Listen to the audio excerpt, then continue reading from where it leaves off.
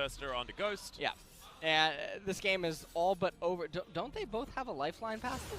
Phantom Dancer and Bloodthirster? No, Bloodthirster is not. It's Sterix, more of Malmortius, and Phantom Dancer. Well, that's why Aren't you a coach? By the way, yeah.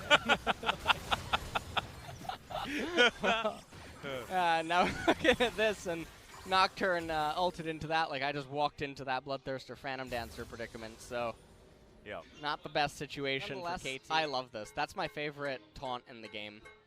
I mean, yes, obviously. The cowbell is the best one. That's the best champion in the game. He's strutting his stuff in River right now. Thomas. Pick yourself up a Coin Emperor Tom Kench skin. You haven't already. Hashtag sellout. There you look at him. How majestic. You ever seen a catfish walk out of water? I have now. Yeah, you have. He's going back in to his humble abode. Yeah. All right, well. Do you think that's seaweed, actually? We call it a river mean? brush, but what if it's just seaweed? Oh. But it's the same brush in the lanes. So. Could be above land seaweed.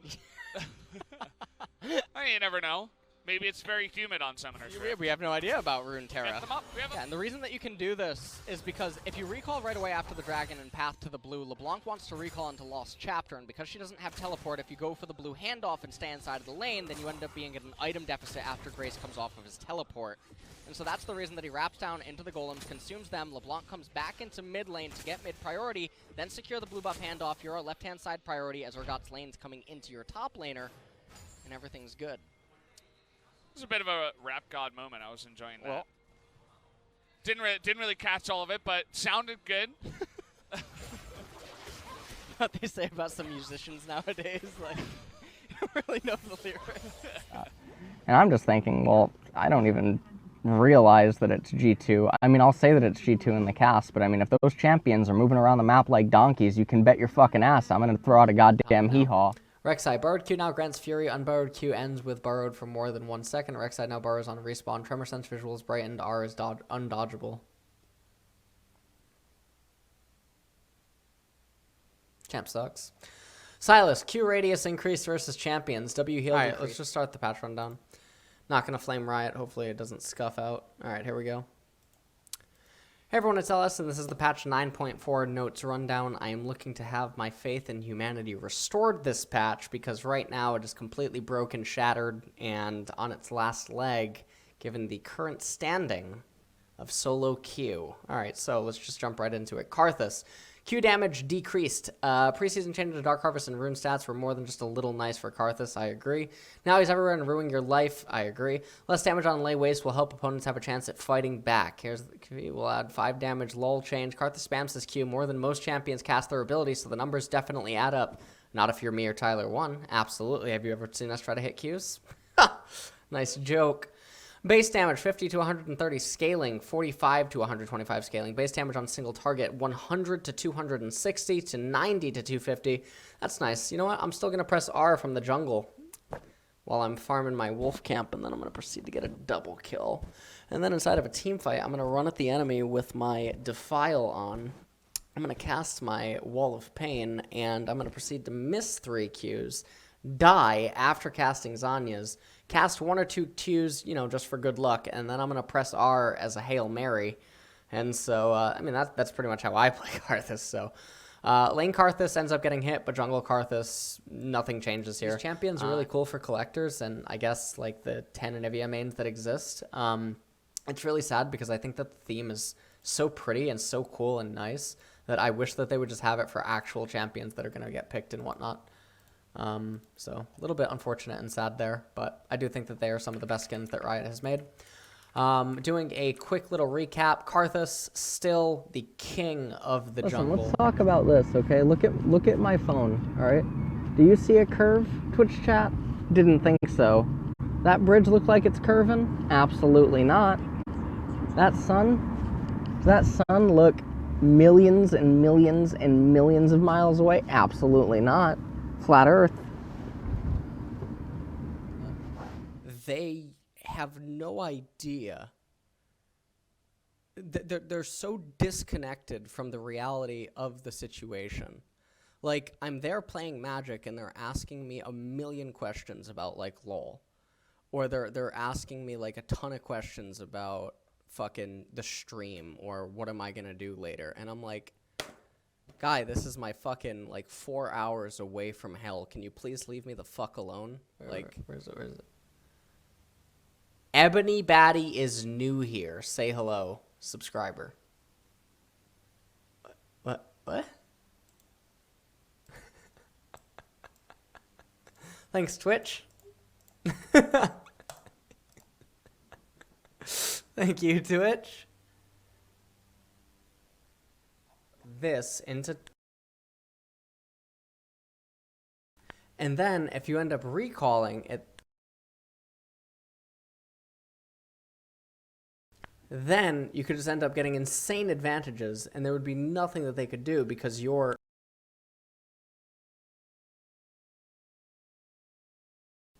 And so, like, I don't know, I just thought that was quite possibly ranked.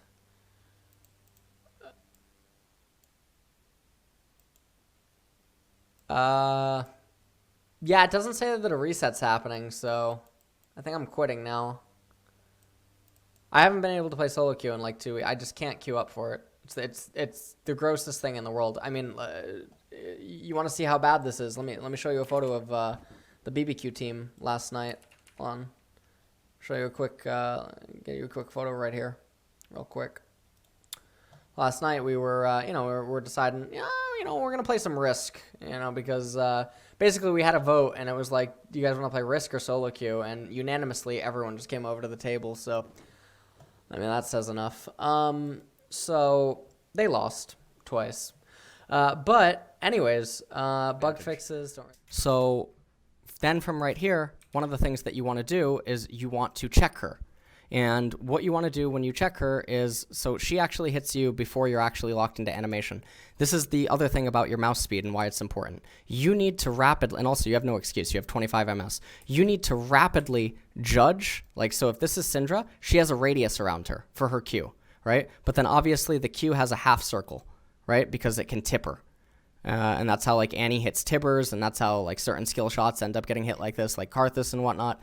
You need to wiggle in and out of that range to get her to use her Q, and then abuse her during the short cooldown of the Q for you to be allowed to reposition inside of the lane so that she can't wiggle back against it. And then as soon as her Q's back up and she tries to fight for her pocket or position that's favorable to her, you must then again resume wiggling at max range to try to play the game. Because if you don't do that, you can't beat her in lane.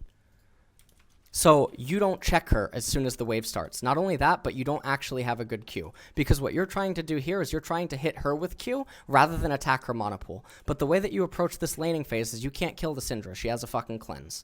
And there's no universe where the Lee Sin, right, is going to be able to formulate any sort of a gank over here because you already know that she warded right-hand side.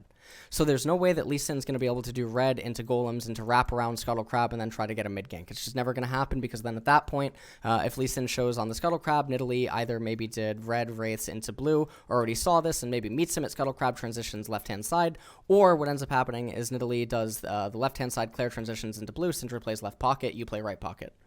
But if you Q her here, it doesn't do anything. Because the goal is to attack her monopool and then at level 4 use the teleport to come back and lock her into lane and say, Nidalee, you have to come mid. And if Nidalee doesn't come mid, you get 6 minions plus a plate in mid.